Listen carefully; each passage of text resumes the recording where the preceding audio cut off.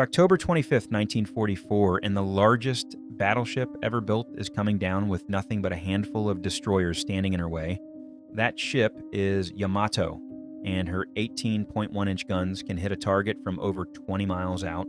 What happens in the next 4 hours will decide whether MacArthur's entire invasion force gets wiped out on the beaches of Leyte. This is the largest naval battle in history. Subscribe now so you don't miss what happens next.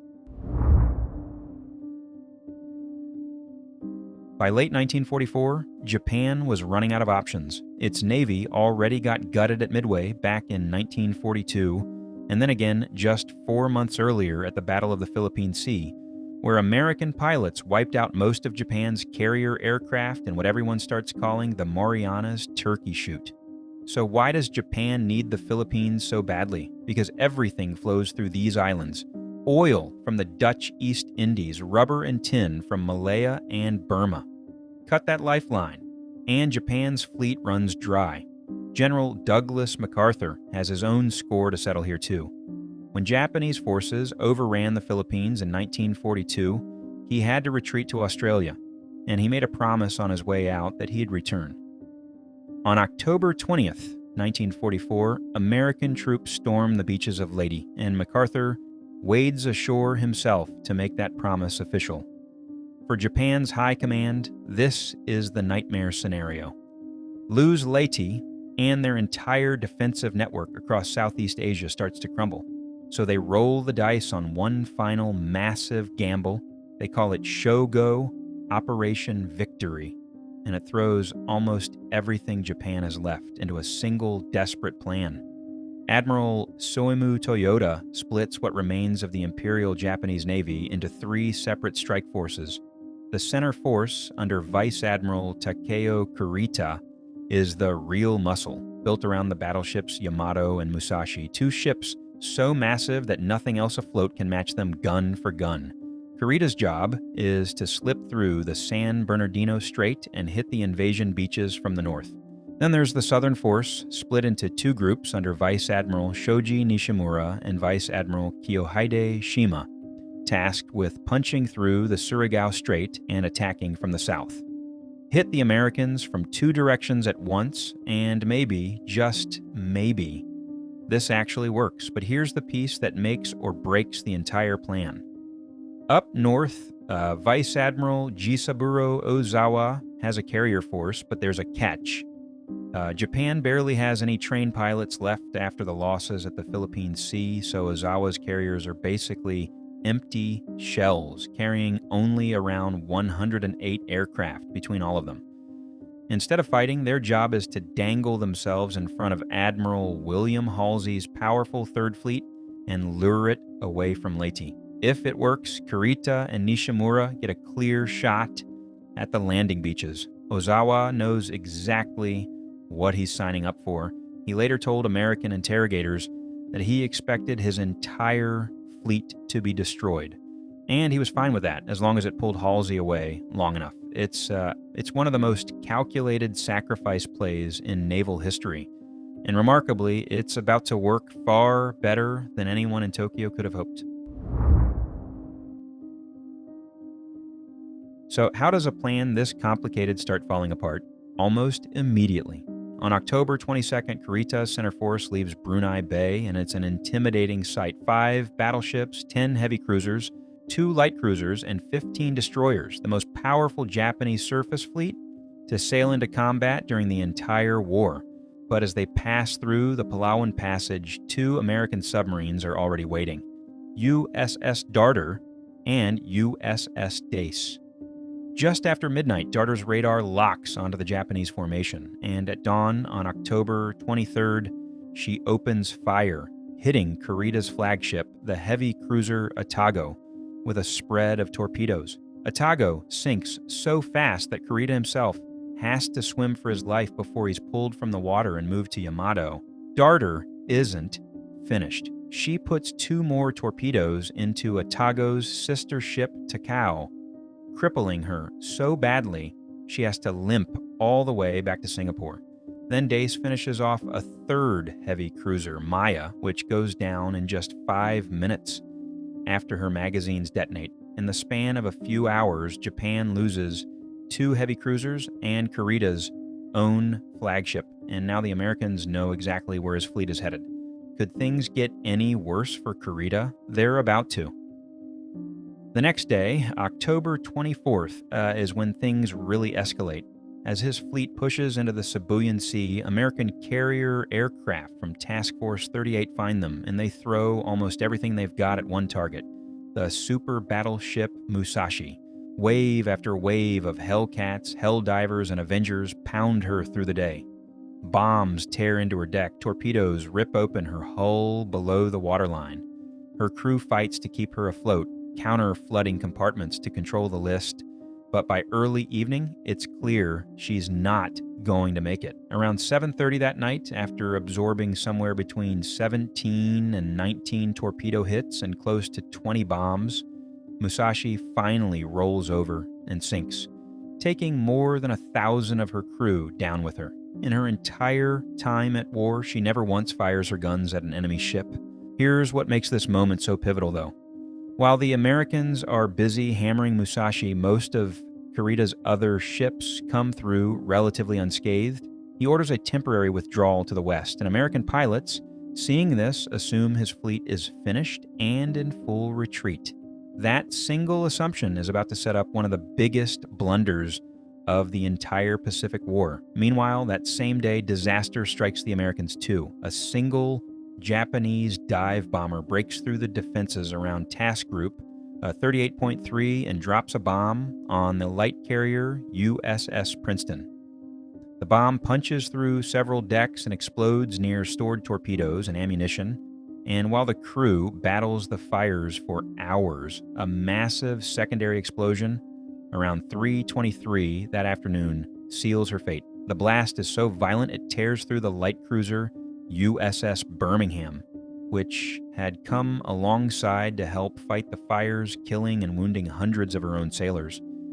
Princeton is eventually scuttled, becoming the first American carrier lost in the battle. So by nightfall, on October 24th, both sides have taken serious losses, but neither one really knows the full picture of what the other is doing, and that confusion is about to set the stage for one of the most controversial decisions of the entire war.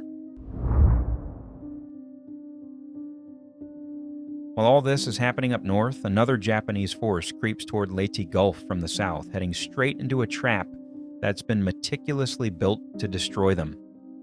Nishimura's southern force, the old battleships Yamashiro and Fuso, the heavy cruiser Mogami, and 4 destroyers pushes through the Surigao Strait late on October 24th, hoping to link up with Kurita and hit the landing beaches from 2 sides. But Rear Admiral Jesse Oldendorf has had hours to prepare, and he's laid out one of the most lopsided ambushes in naval history. Waiting for Nishimura are 6 battleships, 8 cruisers, and dozens of destroyers and PT boats, all strung across the mouth of the strait. Nishimura has no idea what he's about to sail into. First come the PT boats, darting in and out for 3.5 hours, and while none of their torpedoes actually hit anything, they keep sending back position reports that let Oldendorf track the Japanese approach perfectly. Then, the American destroyers make their move, launching torpedo attacks from both sides of the strait. It's devastating. Fuso takes hits and drops out of formation, then explodes and sinks. 2 of Nishimura's 4 destroyers go down as well. Here's where naval history gets rewritten.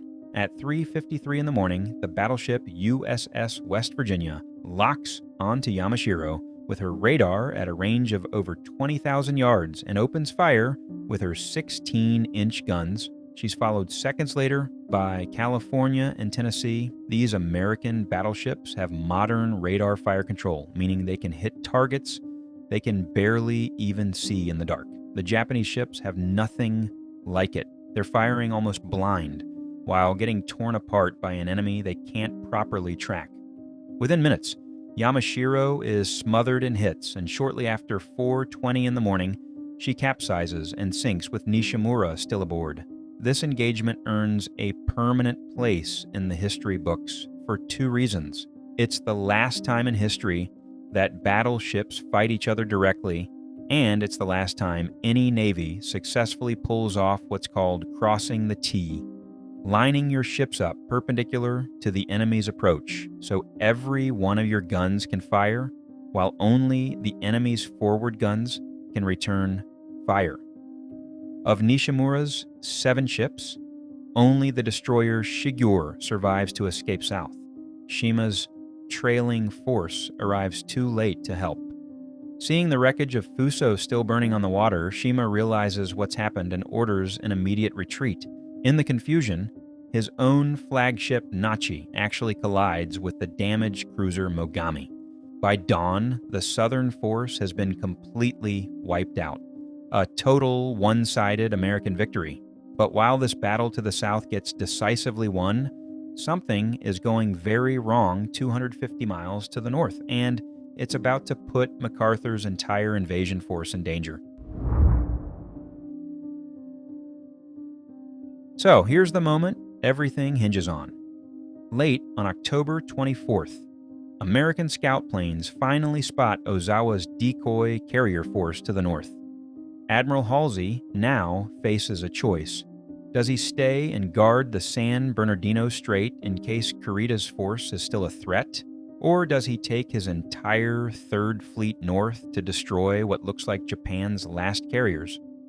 Halsey goes all in on the carriers. He believes, based on the strike reports from the Sibuyan Sea, that Kurita's force has been crippled and is retreating for good. So he takes every available ship, including his fast battleships that were supposed to guard the strait, and heads north after Ozawa. But he doesn't clearly communicate this to Admiral Thomas Kinkaid, commander of the 7th Fleet. Kinkaid assumes Halsey left his battleships behind to cover the strait. Nobody actually confirms this. And because Kinkaid and Halsey answer to 2 completely different chains of command, this critical miscommunication slips through unnoticed. Meanwhile, Kurita hasn't retreated at all. He's turned his fleet back around and is quietly slipping through the now completely unguarded San Bernardino Strait under cover of darkness. By 3 a.m. on October 25th, his center force, still 4 battleships strong, including the massive Yamato, is steaming south along the coast of Samar Island. What's standing between him and the Leyte beachhead? Nothing but 3 small groups of escort carriers, codenamed Taffy 1, Taffy 2, and Taffy 3. Taffy 3, commanded by Rear Admiral Clifton Sprague, has just 6 small escort carriers, 3 destroyers, and 4 destroyer escorts. These aren't real warships built for surface combat. They're slow, thin-skinned carriers meant to support ground troops. At 6:45 that morning, lookouts on Sprague's flagship spot the unmistakable silhouettes of Japanese battleships on the horizon, and the alarm goes up. Yamato alone displaces nearly 70,000 tons, roughly the same as every single ship in Taffy 3 combined. How does a fleet this small survive an enemy this big? Sprague orders his carriers to turn and run for cover in a nearby rain squall while launching every aircraft he has, even ones without proper weapons loaded. Then he gives the order that becomes legendary. Small Boy's attack, sending his handful of destroyers directly at the Japanese battle line. Commander Ernest Evans, captain of the destroyer USS Johnston, doesn't even wait for the order. He charges the Japanese fleet on his own initiative, launching torpedoes that blow the bow off the heavy cruiser Kumano. Destroyers Hoel and Heermann, along with the tiny destroyer escort Samuel B. Roberts, follow him into the fight, launching torpedo attacks against ships many times their size. It's a suicidal mismatch, and the cost is brutal. Hoel takes over 40 direct hits and sinks. Samuel B. Roberts gets pounded until she's dead in the water and finally goes down too. Johnston, after fighting 3 separate engagements against ships that completely outgun her, is finally sunk by a pack of Japanese destroyers, and Evans goes down with her.